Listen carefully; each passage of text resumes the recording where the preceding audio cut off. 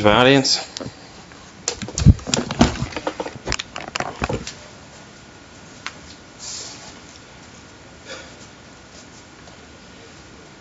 $20 beef tacos, 20 beef enchiladas, 2 double cheeseburgers, a pizza with jalapenos, fried chicken, spaghetti with salt, a small fruit cake, half a chocolate cake, half a vanilla cake, cookies and cream ice cream, caramel pecan fudge ice cream, 2 Cokes, 2 Pepsis, 2 root beers, and 2 orange juices.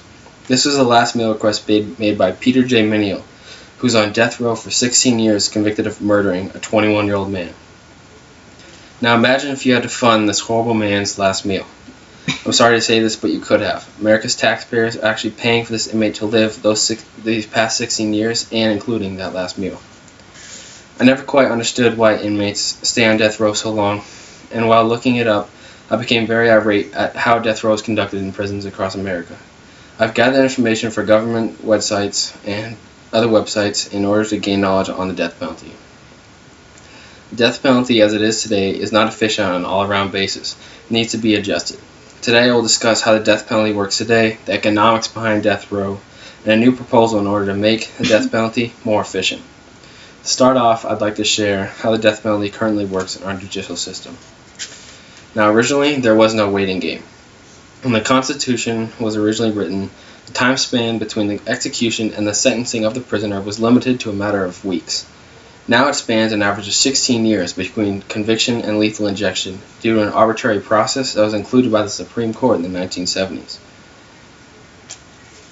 Now, although the Supreme Court never takes on a case depending on how long an inmate has been on death row, Supreme Court Justices Stephen Breyer and John Paul Stevens have continually questioned the constitutionality of the so-called waiting game.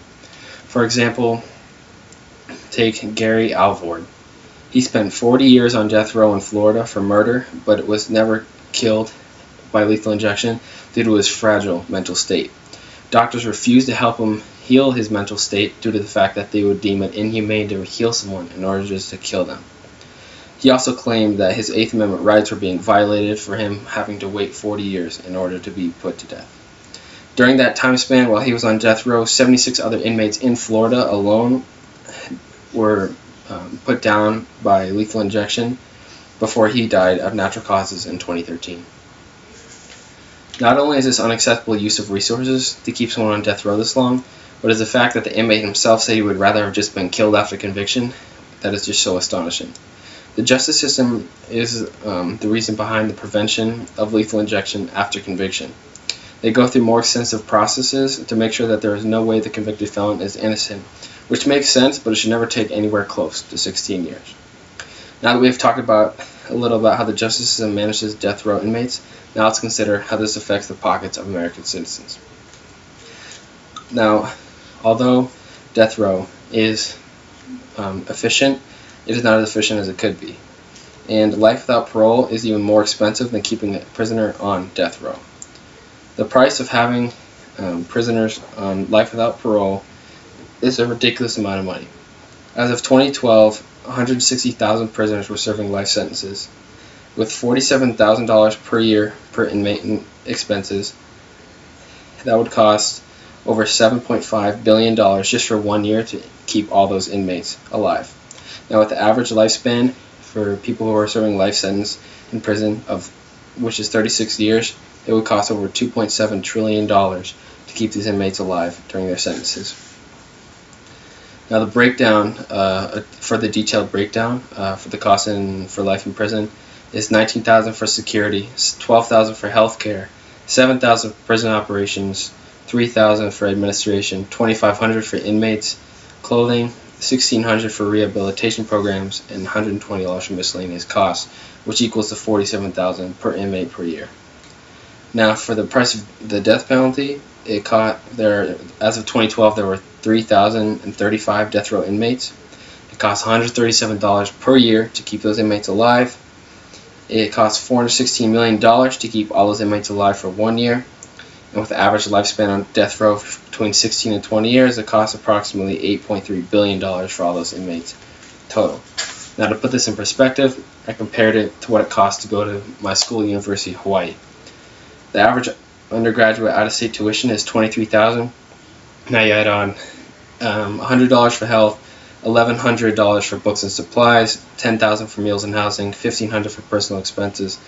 That would equal $36,000 on average per student per year.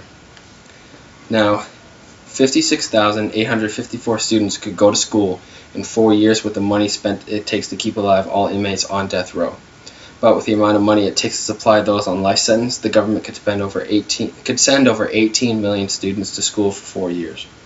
The death penalty is a more efficient manner of punishing heinous crimes, but there is some reconstructing to how it could be done to make it less of an opportunity cost for the government. Now that we have talked about the economics behind the death penalty and its counterpart, life without parole, let's consider a new form of death penalty.